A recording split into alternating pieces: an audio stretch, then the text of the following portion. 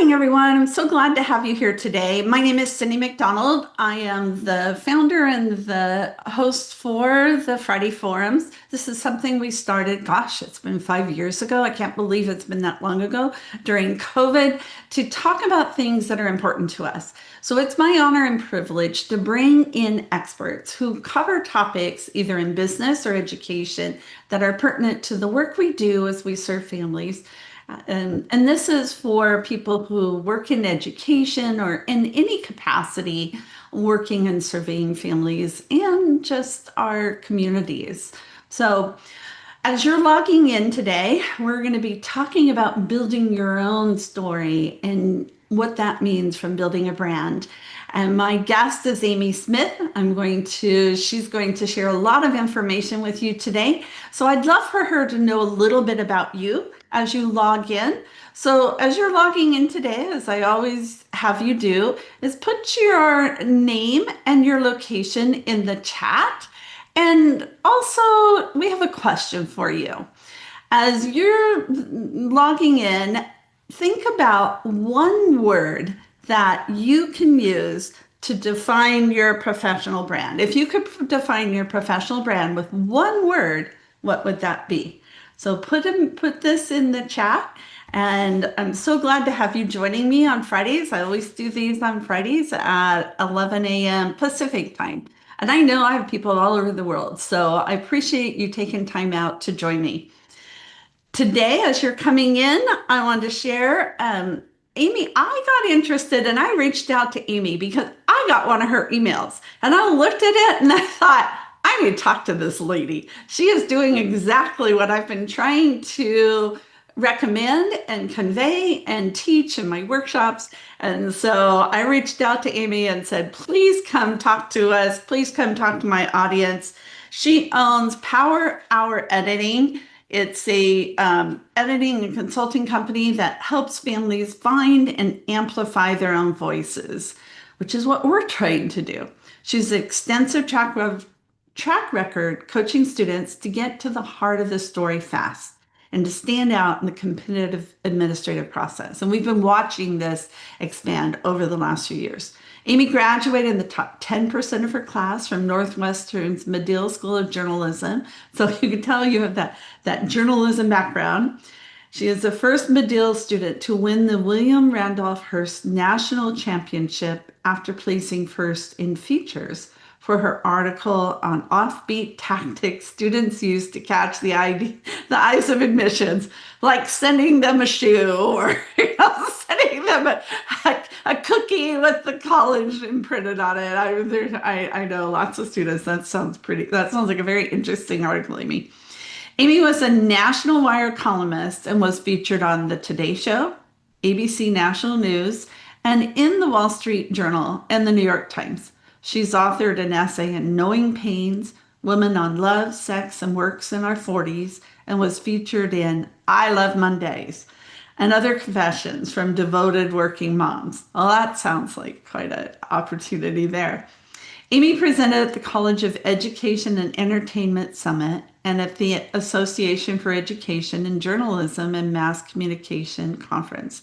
She launched and ran a PR firm, an online parenting magazine, prior to combining her journalism, PR, and marketing skills in the college admission space.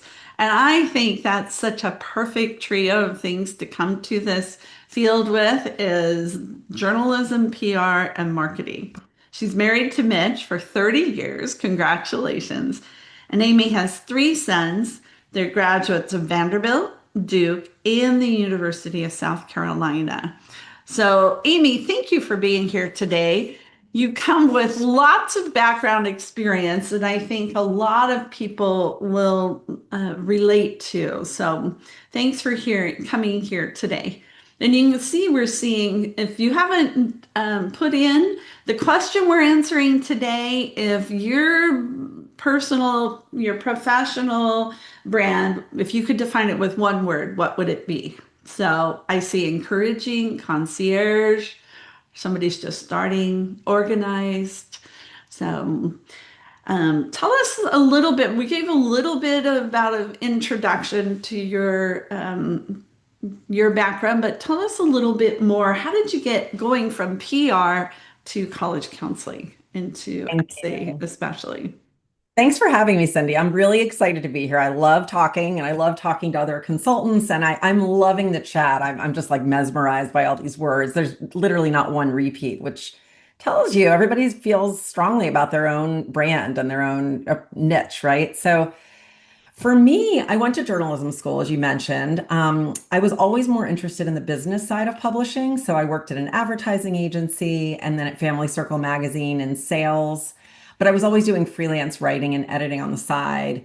And I launched a PR firm. I didn't think I was going into PR. I thought I was just going to be writing collateral for people and for businesses. And a client basically said one day, "You could do PR." And I'm like, "I don't know anything about PR." And he said, "No, you can write, you can sell, you can do this." So I ran Bright Ideas for 3 decades. I worked for a lot of big companies, 7-Eleven and Blockbuster and all kinds of companies.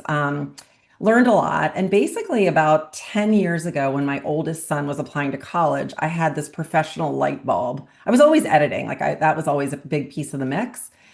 But all of a sudden, he's applying to college, and I said, "Oh my gosh, college is this? They're asking students to do what I've been doing since I was in high school myself, journalism, which is they want them to be great storytellers, right? Mhm. But these kids also need to be PR agents. They must set themselves apart in a competitive landscape, or everybody would get in."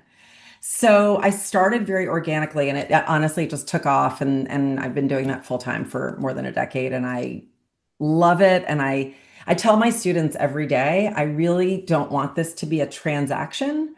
I want to teach you persuasive writing skills that I want you to use for the rest of your life, right? Applying for jobs, getting promotions. It's such a great skill. So that's kind of how I came to do this, and I love it. Oh, that's great. Well, and it sounds like it came to an intersection between, as you said, what you do versus what your students do.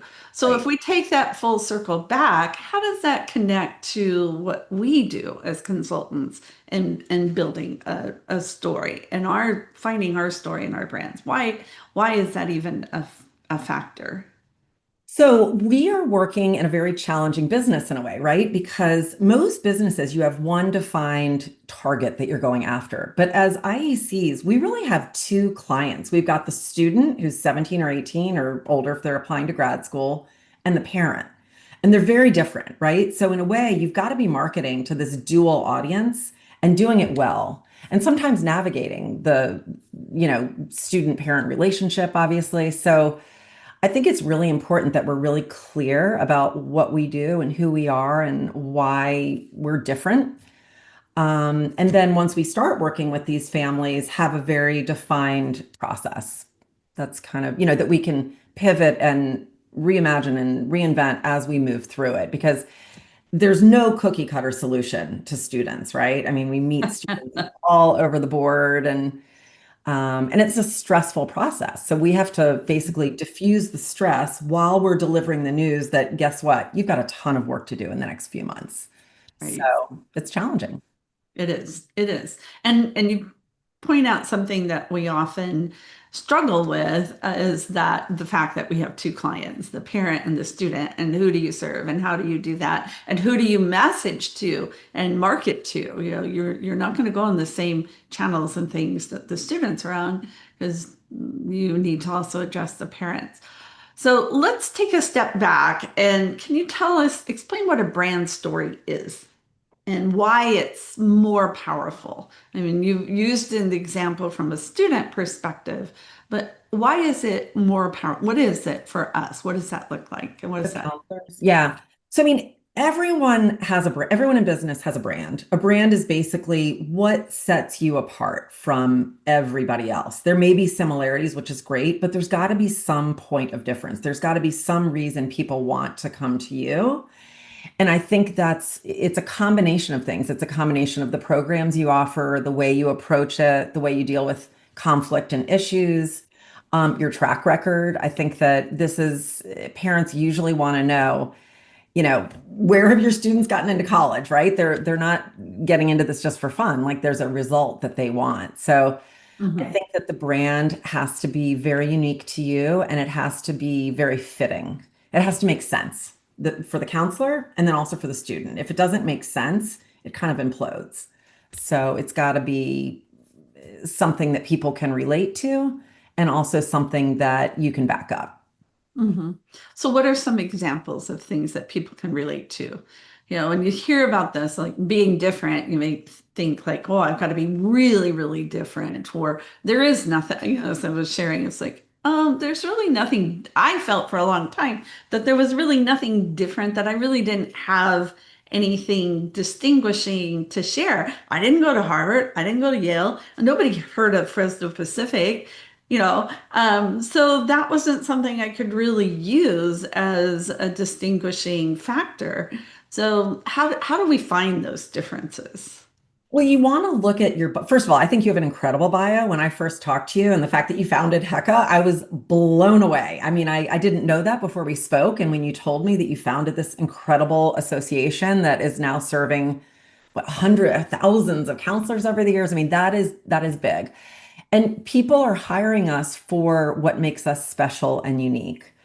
Um, so the question again is just examples of brand. I mean, I think it's the same tip that we give our students, which is it has to be authentic, right? Like you can't deliver a bunch of sales language if you can't back it up.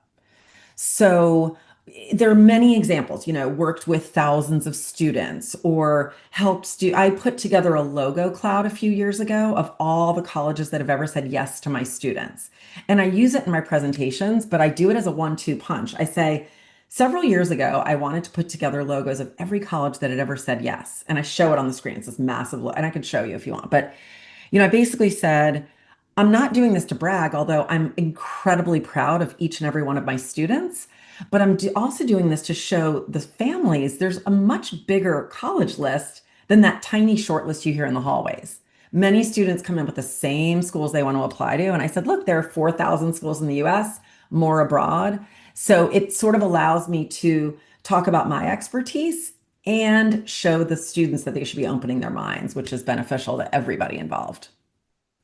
So. So how do we so when you're building that and identifying those kinds of factors, like this is a broader perspective, I'm helping you from it's more than just sending your child to college. That's kind of the message that I've been trying to portray.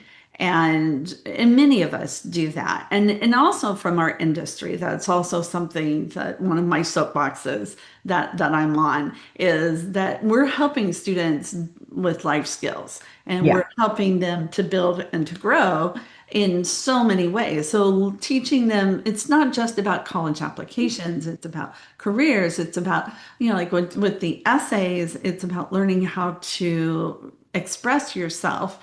And now, especially in the day of AI, then we want to be able to really help bring out that authentic voice. But in many ways, I think authenticity is almost becoming a cliche because we hear it so often. It's like a best fit college. It's a term we hear all the time. So that is something that trying to put the student in the center of the story rather than Mhm. ourselves and Mhm. position ours as a guide. So this thank you for sharing this. This looks Well, someone in the chat said I'd like to see what a logo cloud is. So that's why I pulled that oh up. Sorry, perfect. we're talking. Uh-huh. Yeah. No, you're good. This is what I meant. It's a logo cloud. This took a lot of time to put together because you need to really go to each school's approved to use logos and they all have them on like a media page. So anyway, I just hmm wanted to show that really quickly. hmm Yeah, Bonnie asked in the chat. Okay, so I'm sorry. So the question, I was just trying to pull that up because she mentioned that. Um, So my question is when we're building this brand, do we put ourselves at the center? Do we put the students? Who do you put in the middle of the brand? Like when we're building our business and promoting our business. It has to be, I think, student centered, student centric, student oriented. Yes, you have to defend yourself, if you will, and talk about why should you hire me? Why should you come to me versus the other, thousands of counselors? But then it has to be about the student. It was interesting. I was on a prospecting call with a student. I offer a free 15-minute let's chat about process. And this one student said, I really like talking to you. And he said, I spoke to a few other people and nobody asked me anything about me. Right. So, I always want to know a little bit because people like to talk about themselves, right? But I also, that again, it's a little bit of a double-edged sword because I do say on these calls, I can give you some basic advice, but I can't really dig too deep until I know more about you. That would be irresponsible of me. So it's a little bit difficult, because you get on these calls and sometimes the students want to have you tell them, what curriculum to take, what activity, all these things. And you're like, I just met you 5 minutes ago. I just can't do too much. So I think that your brand, it has to be really carefully crafted. And I think that you have to really put thought into it. When I launched my first business, I sat down and it was called Right Ideas Inc. It was my PR firm and it's kind of the parent company of my Power Hour editing and consulting. But the way I came up with that name and that brand is I literally sat down and I wrote down all the things I wanted to do for people, everything. And I just took a pen and started drawing lines between words. And you could do that for your brand, right? You could list all the things you want to do for students and then circle all the things that you really, really think you're great at and X out the things that are irrelevant. And I think that will help you define your brand. Can you do all things for all people? No, you can't. You can't. Partnerships and collaborations are critical in this business, and we really can't. I mean, I have really gone out of my way to meet other people to collaborate with in other areas that I don't do. Um, and things like ACT and SAT prep. People ask me about it all the time. Mhm. I'm not an ACT tutor, but I went out and met 10 companies who did it and said, I'd like to refer to you, but first I want to hear how you work with students. I want to know that I'm referring in a smart way, in a responsible way. And I've tried to do that in other areas of our profession because I love referring, but I'm not going to do it blindly, right? I want to make sure that I'm referring in a way and telling the family like this is a separate business. You're going to pay them directly. And actually, I had one company that offered me a commission for referrals, and I said, no way, no way. I don't want that. I don't want your money. I'm not. I can't refer. That would be so irresponsible. These are young people, right? So that was not a model I wanted to participate in. I really didn't. I just thought no, like referring it's a two-way street. You refer to them, they refer to you, or they don't, but we're serving young people. We have to keep that in mind. And there's a responsibility that comes along with that. Mhm. Um, Mhm. I tell students at the first meeting, this is a confidentiality vault. Nothing we discuss will ever go past this conversation. Where you're applying, what you're writing, even with twins in the same house. I say I put a brick wall between every student. And at the very end of my cycle, and this is actually a great marketing tip, I do a survey. I think everybody should do this. And I ask them some questions. And one of the questions is, would you like to share your writing in an anonymous way to inspire future students? Some say yes, some say no. But anytime I read essay excerpts or examples, I always say, I am, totally confidential, but and my rule about confidentiality with the students is everything is in confidence, even with your parents. Like after the first meeting, after the parents don't join us, I'm not calling, no one has time to call your mom and dad and tell them what you told me, and I would not do that. Right.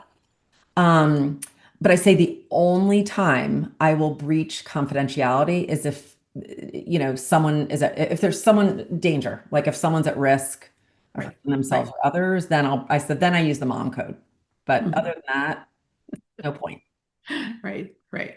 Well, and that touches on a whole nother topic of whether we're mandated reporters or not. But that's to err on the cost side of caution is always the better plan.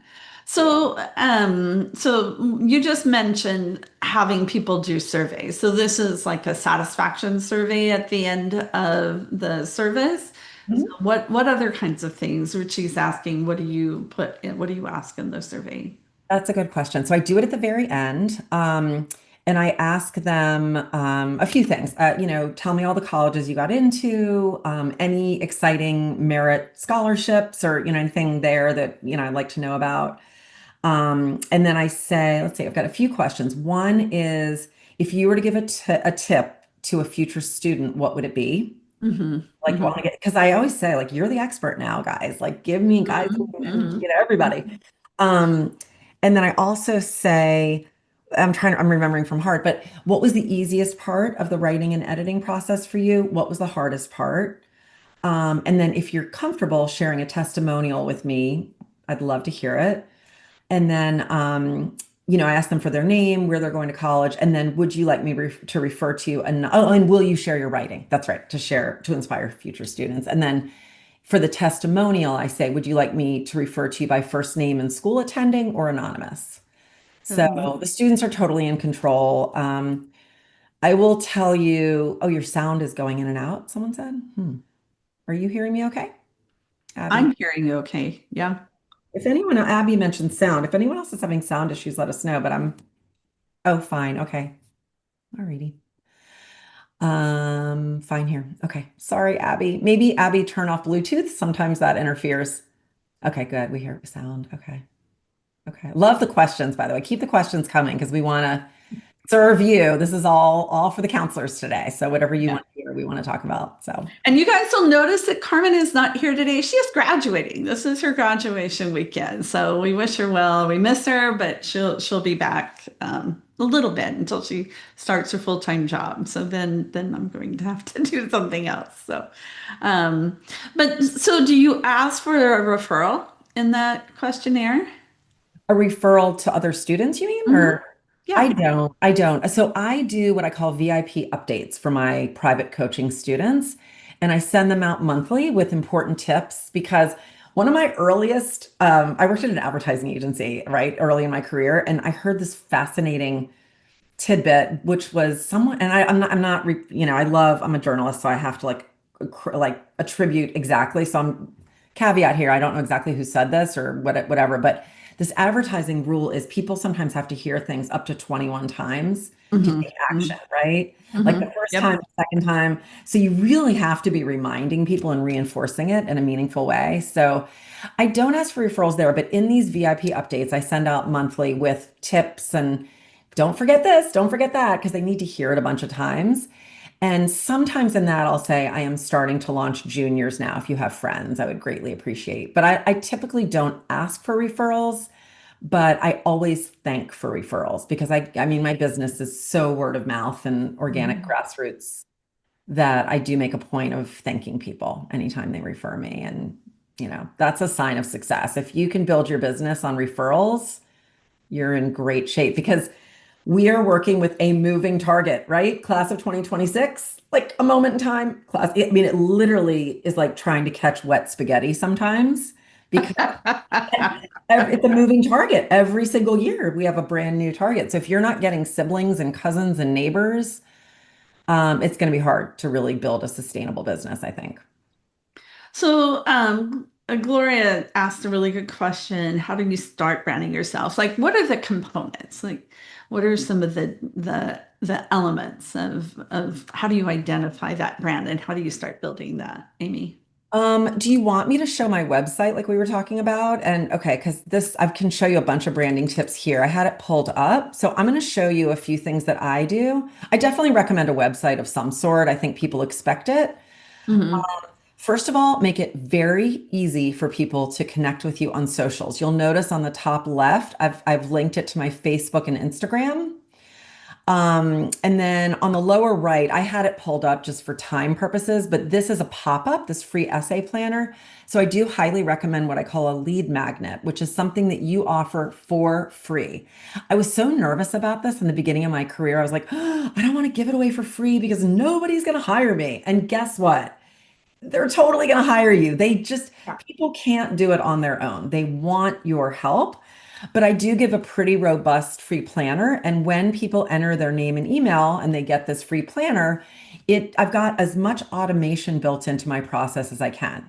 And if anybody signs up on my website, you'll see it and you'll get it. Okay. You don't have to, but they get an immediate welcome email with this planner and with some other tips and little things. And then it adds them to my newsletter list, which they can unsubscribe from at any time. And that's how we connect.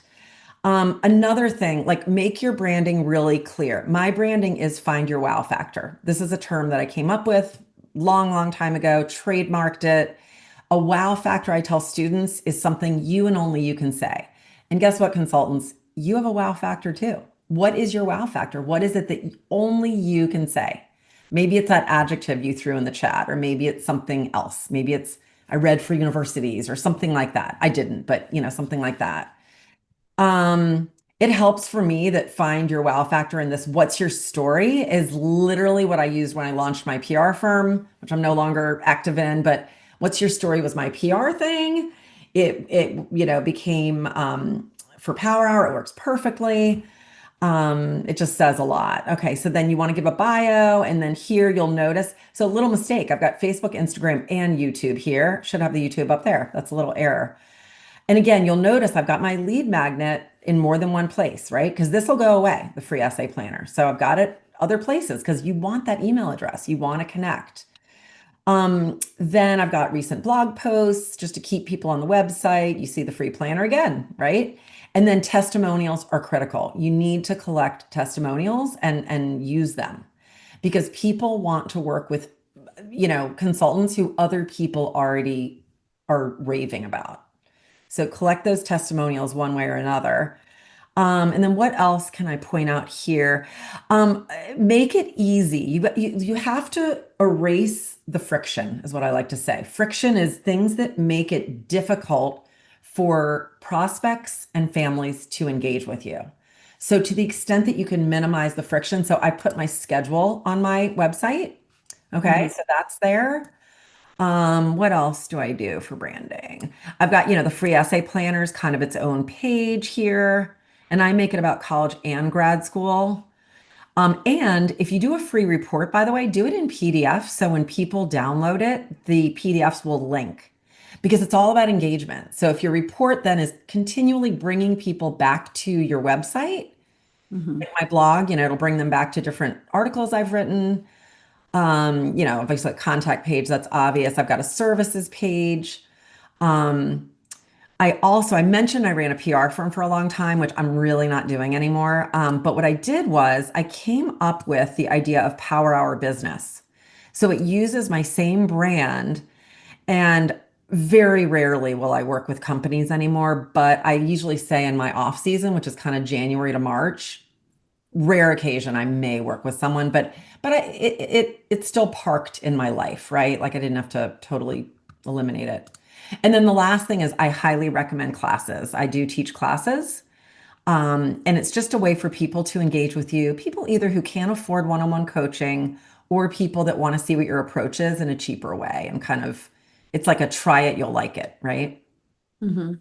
So So are these online? Are these in groups or and how did you figure out a price for these, Amy? I know a lot of people are interested in doing this kind of thing.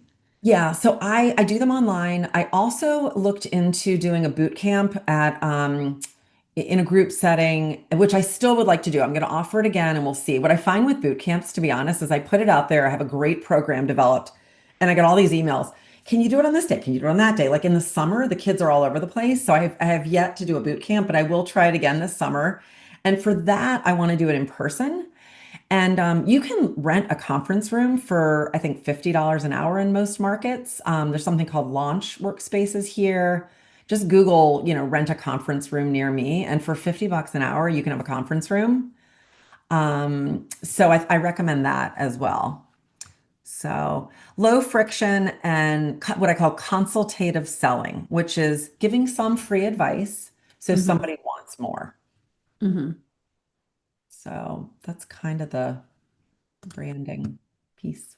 And that's why I've been doing workshops on branding, elevating your brand, how to build your story. I have one next week that's almost full. I probably only have one or two spots left on the initial consultation and how do you convey the benefits and the things that are going to resonate with the family. And I think it's really one of the things that I have found is looking at archetypes and how we can use those to help differentiate. I know people who try to infuse a little bit of humor and fun into the process. That's one of their superpowers, their wow factors is to make this more fun or to have an organized process. So then that relieves stress and just finding different ways to, the caregiver, the creator, that comes out in what the work that you do is providing that uniqueness. I know somebody who is talking about I'm the unconventional counselor for the unconventional student. And I think that's very telling because then it helps draw the right people to you in the first place. So can you talk a little bit about how branding can bring the right people to your door? Yeah, absolutely. And just a side note on the classes you offer look amazing. And I noticed, by the way, that you were running a class on list building. So I don't do list building in the traditional sense. That is a definite outsource. I've got a bunch of partners that I will outsource that to on an hourly basis, people who are willing to work with my students hourly. I do guide them on research because I think the students should roll up their sleeves and kind of get involved in that. But your list building class looked amazing. I'd like to learn more, but I still want to outsource that. So the question was, I'm sorry, I got sidetracked about branding. I have all these thoughts in my head. Sorry. Um, well, now I've forgotten it too, so somebody can remind us.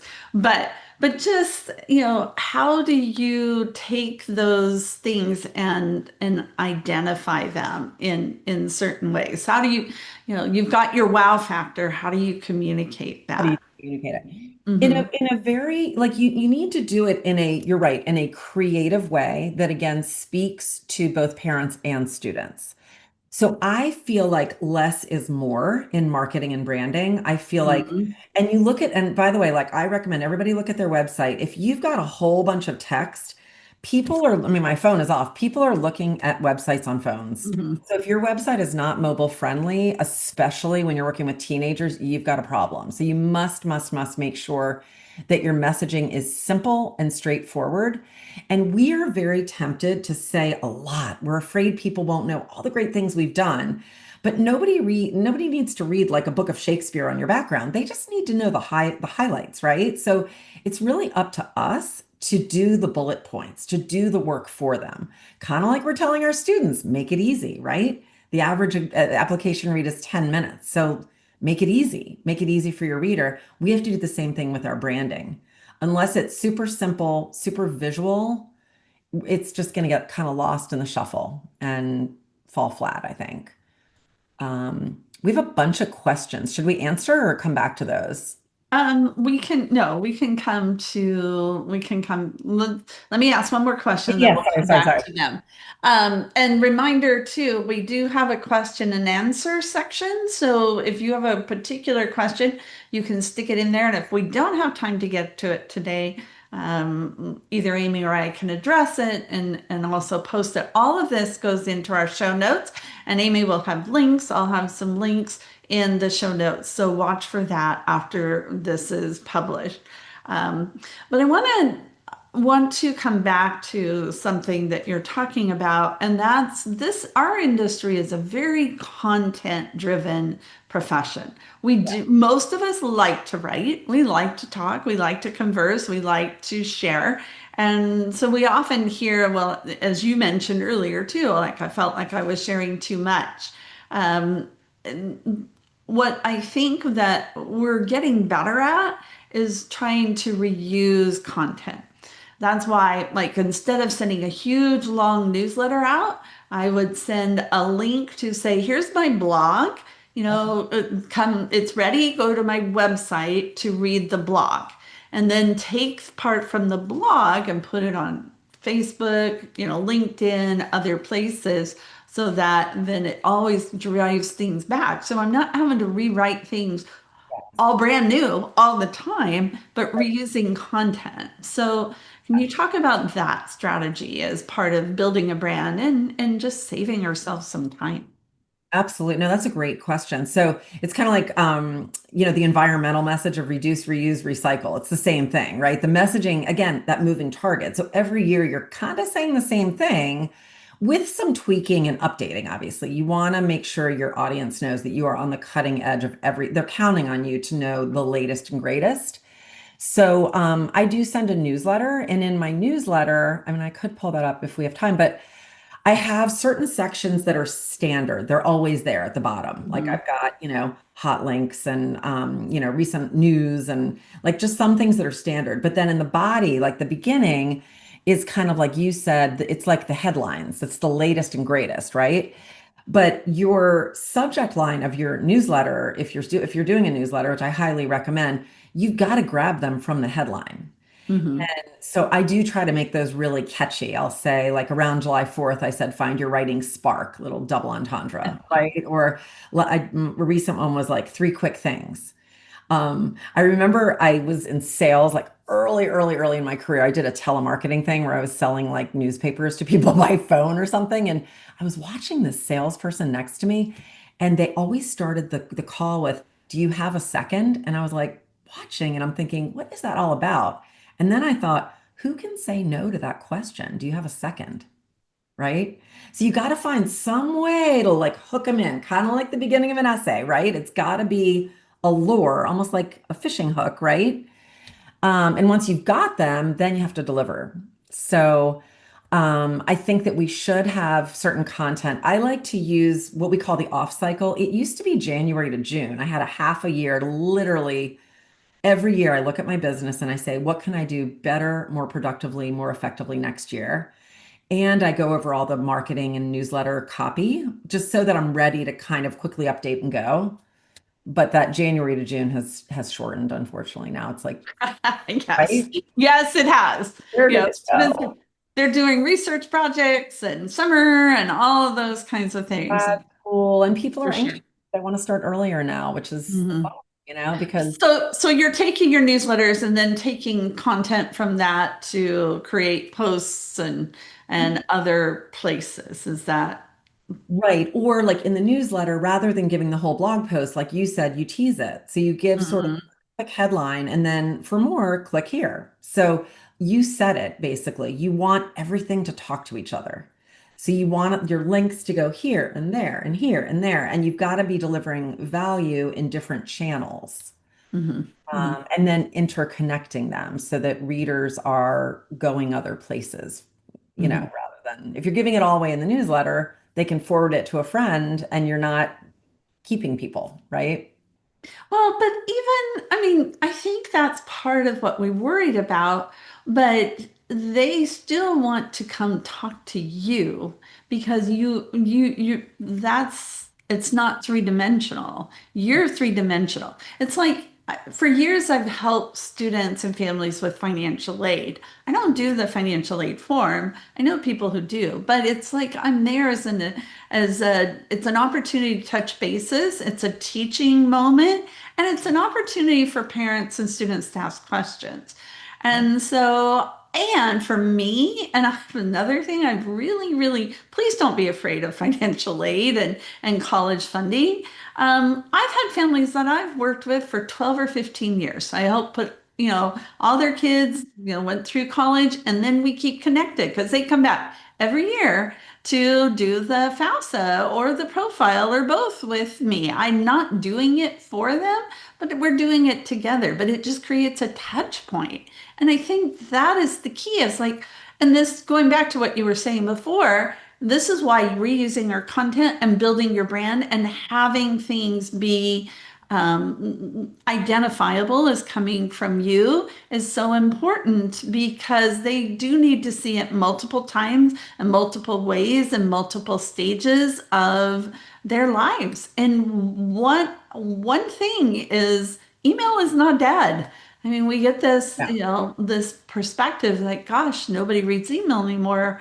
Well, you can supplement it with text and all these other things, but get those emails like a lead magnet, and those are treasures. You can our relationship with our students and our families does not have to end when they graduate from high school. Yeah. And more, we're building our services so that you are doing EF coaching once they go to college or working earlier so that they can do summer programs or explore majors or do passion projects or whatever it is. Those are all aspects. Or yeah, yeah, totally. I mean, that's the sign of a great relationship. And I love that. I mean, students are coming back all the time. They're applying to grad school or, because I say at my last letter to them each year, I say, let's stay in touch. Anything with writing or interviewing, uh, you know, please reach out. And I hear from them a lot. And I love that. I absolutely love hearing from students. Or if they Oh, transfer, like obviously you hope your students don't transfer, but that mhm. happens sometimes, right? Oh yeah. Yeah. So Yeah. So let's go back to some of your classes, but and Robin, I appreciate your comment here. Also, they may think if she's giving this away for free, imagine what I'll get if I pay her. And that's exactly right. It's just don't worry about giving too much away because when they meet, if you take that approach, as you talked about in the beginning, this is the other thing. We need to listen more and talk less. You know, the more you ask the questions of the students and the more you learn from them and the parents and the family, the more you're going to be able to serve them. And this is the topic of the workshop I'm going to do next week is how to listen 80% and talk 20%. But in an initial consultation, my goal is to listen and get five or six affirmations from the student. Like, here, this is what we're talking about. What are you worried about? What are you going to take next year? What do you think about that? Oh, maybe I could help you. Would that be helpful? Yeah, I think so. By the right. time a parent hears your child say, yes, that would be really helpful. Are they worried about pricing or other things? Yeah. They know you've got that connection. Yeah. And that's the most precious thing of all to them. I totally agree. And I have another thing to say about classes. So classes obviously cost a lot less money than private coaching. And I feel like it's such a win-win-win, right? Because first of all, you're teaching in a group format, which I love. I'm also hired into several private schools where I deliver some private curriculum in front of the whole junior class. Mhm. And I feel this way about it. I feel like at a minimum, you're giving information either for free or for a small fee or whatever it is to people who really can't afford private coaching. And they're going to benefit from it, right? Or you're converting a class student to a private coaching student because it's sort of like, try it, you'll like it, right? So there's nothing to lose from teaching and sharing and giving. And yeah, I believe in good karma. It's a cycle. Really do. Well, and I absolutely, and that becomes part of the question though when you're offering classes. So are these online classes that they have certain dates that they meet, or how do you have it structured? I can see a whole bunch of questions, and we could do a whole different Friday forum just on questions. And the person to bring in to do that too is Gina Lester.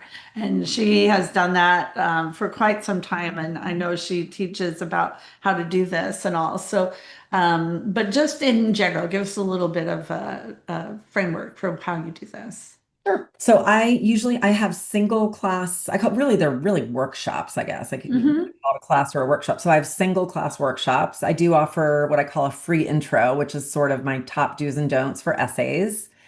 And then I have other ones that I do for a fee. So I have one on the activity list, one on research, one, just picking a piece of it. Um, and they're all by Zoom. I do find that the teenagers love it. The parents sometimes want to do stuff in person, but the only thing, again, that I'd like to do the boot camp in person. I think that would be a lot Hmm. of fun. Hmm. And I'm going to try that again this year and see how that goes.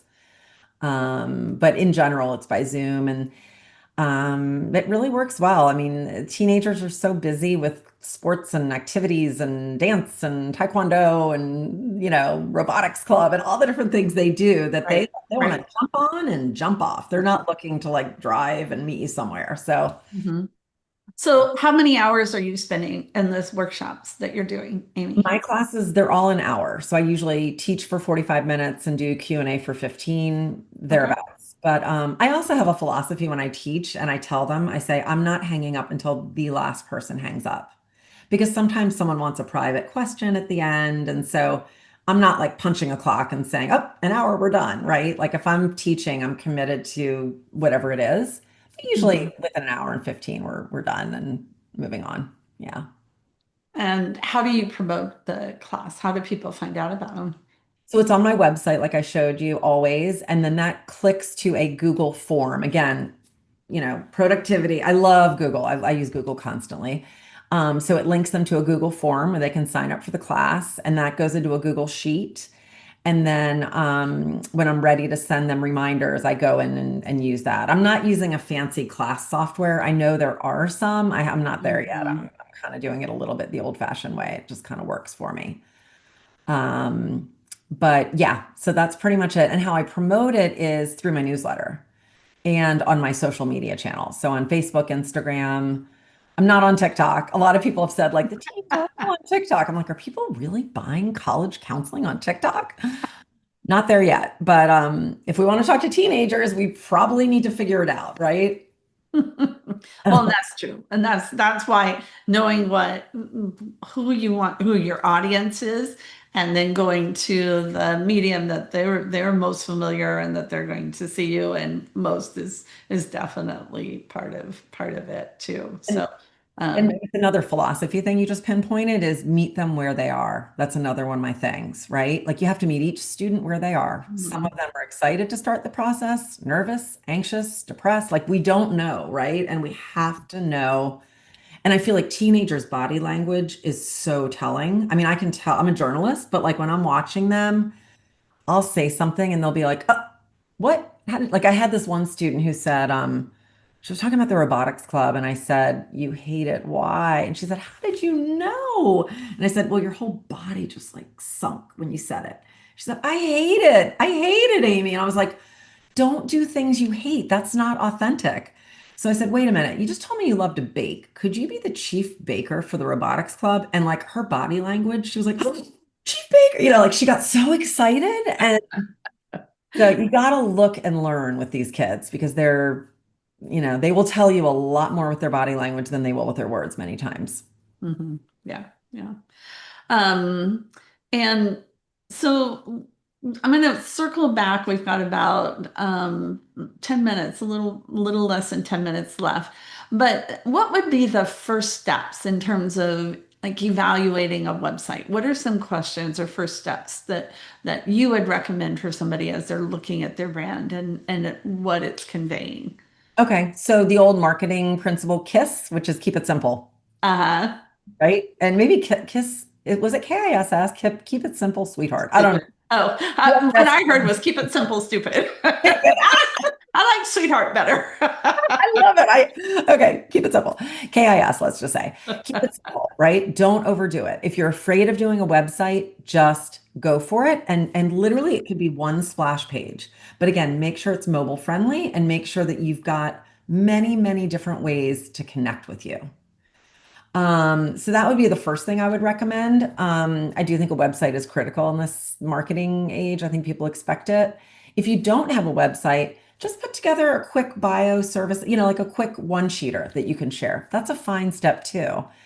I'm a big believer in baby steps. I think that if you go into your marketing campaign thinking, I've got to do everything all at once perfectly, it leads to what I call analysis paralysis, and you're never going to get it done. So pick one thing to do. Even if like you could have a Facebook page, right? Literally, because Mm-hmm. parents are the ones on Facebook. They're the ones paying the bills Yep. usually. Yep. You could just have a great Facebook page tomorrow, but just put it up, get it done, and start sharing useful, meaningful information that will resonate with your audience. And know that a marketing campaign is a very static being. It's not like it's going to change, it's going to evolve. You can't put it out there. You've got to revisit it constantly. Mhm. Well, and I love that, like with the website that you showed us, when you look at your website, what comes up first? Is it everything about the consultant or is it what the student's benefit is going to be? And so, when you pull up your website, it's the student typing, it's a video, it's catching, it's, you have, it's very short.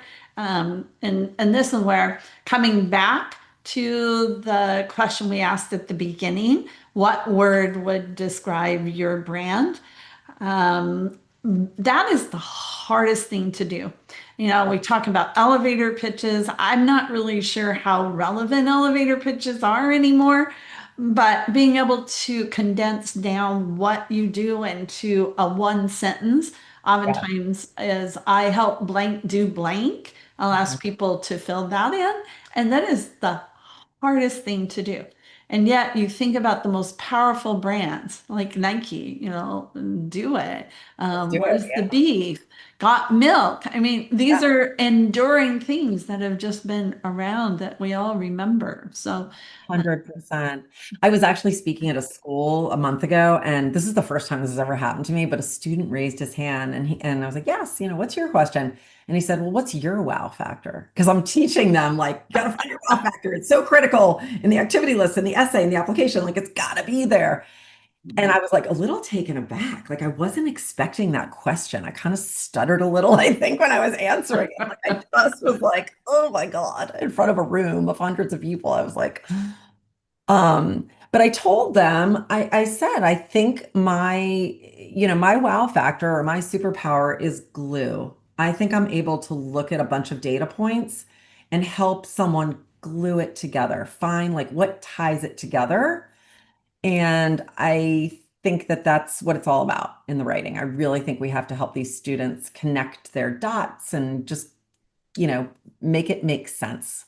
mhm. Oh, So, I love that. And that's what, because we'll come up with, I help parents do this and this and this and this.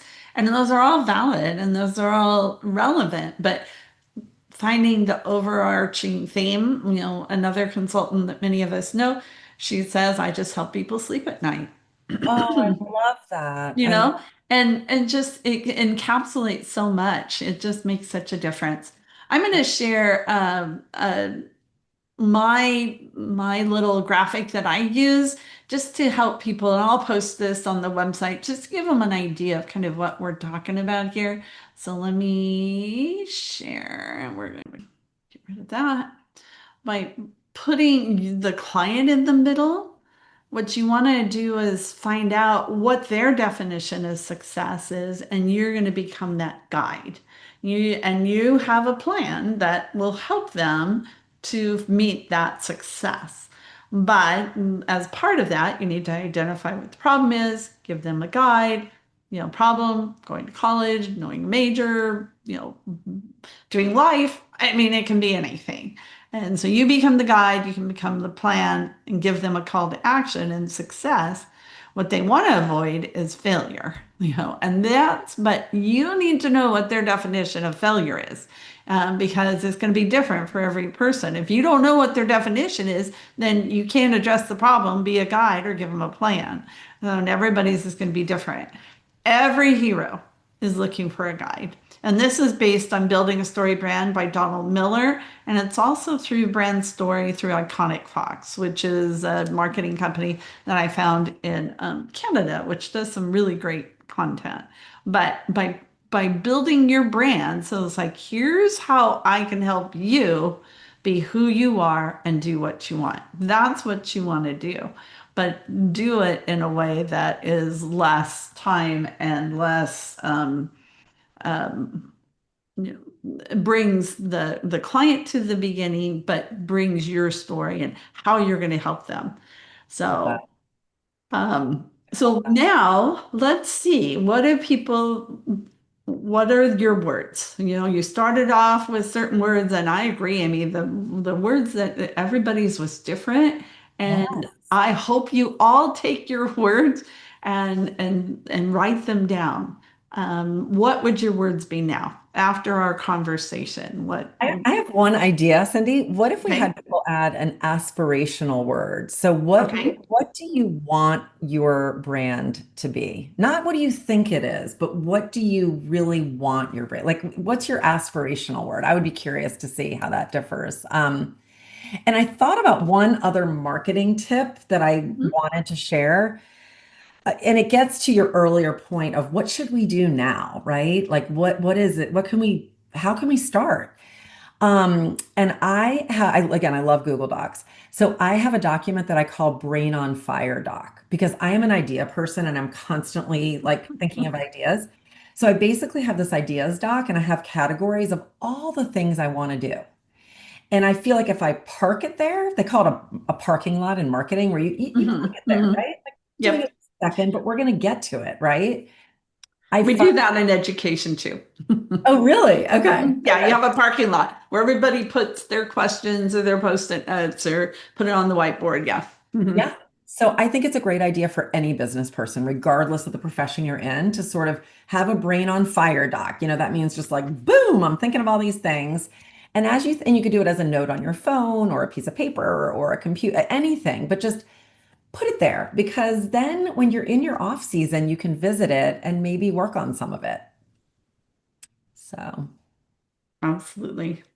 um, Absolutely. I love that. And so taking these words, taking these things, and I love seeing these aspirational. And yes, if you can stick your website link in the chat, Amy, thanks. put That's this great. back. Yeah. Um, See if there are any other and questions we didn't answer. I love these new aspirational words, by the way. Inspiring, connector, confident. Oh my gosh, I love it. I love it. I love it. Connections. Oh yeah. passionate. Yes. And I recognize I have students who are in the audience. Thank you for being here. My UCLA classes and past, present, and hopefully future. So, but okay, well, we are totally to the end of our hour. What would be your closing words of advice, Amy? Um, I would say just don't be afraid to create a brand and let it adapt over time. Okay. I mean, I started this, it was just called Power Hour Editing because I wanted people to know that I work fast and I get it done. And then the more I learned, because I really think unless we're constantly learning in this profession, Hmm. we're gonna miss it all. Like you've got to keep learning year after year. And I decided to add and consulting. I thought a lot about what did I want to add. So, I just changed it, Power Hour Editing and Consulting. I felt like it said a lot more, but it takes time, right, to update your brand. So you don't have to do it alone. Again, think about partnerships and affiliations and gatekeepers, right? The ACT tutor is not doing what we do and vice versa. Right. So meet people who are doing complementary, same space, same audience things. Go have coffee with them, talk to them, get to know them so they know you. And guess what? Referrals happen. It's wonderful. I So, agree. I agree. And I want to go back to like the other piece of advice that I would give to people is reiterates what you're saying is don't wait until you have it perfect. yeah. Just start somewhere. I mean, with my current website that I have, I started with one picture and a paragraph. That's all I had on my website. And now it's evolving and I'm ready to do a new one and all of those things, but don't wait to have everything perfect before you get started. Just start and go forward because you can always change things. And I think that is such a sage piece of advice.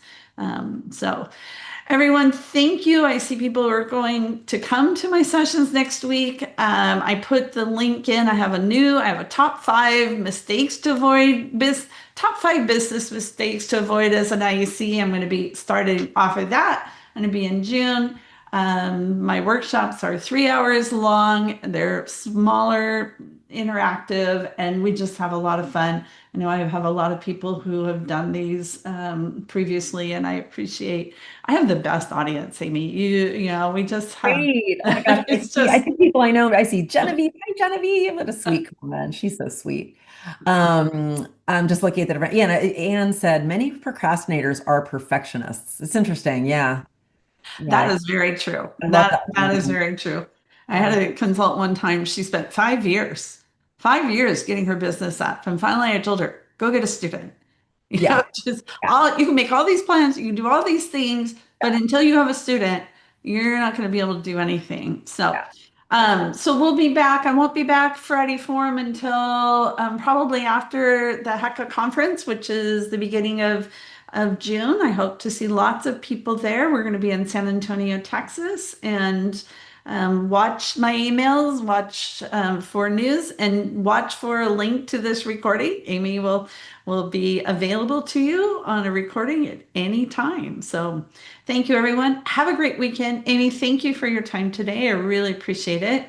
Thank you for having me. I love talking to you, and I thank you for all your thoughtful questions and for all you do for our profession because you are a superhero. Seriously, like I just am so happy we've met, and I love sharing these ideas, and I really can't wait to see all the other consultants shining because I really do believe, just kind of closing comments, we're better together. There is no doubt in my mind, right? Like we are not competing. There are plenty of students in the universe for all of us and collaborate, collaborate, collaborate. Get together with other consultants and see how you can help grow together. I agree. I totally agree. In so many ways, we need to have our voices all together. And that's why all the things I do nothing replaces professional organizations, professional training, nothing replaces that. We can never get too much. As you said, we're lifelong learners. We can never get too much. So that's another benefit. All right, everybody, have a great weekend. Thank you very much.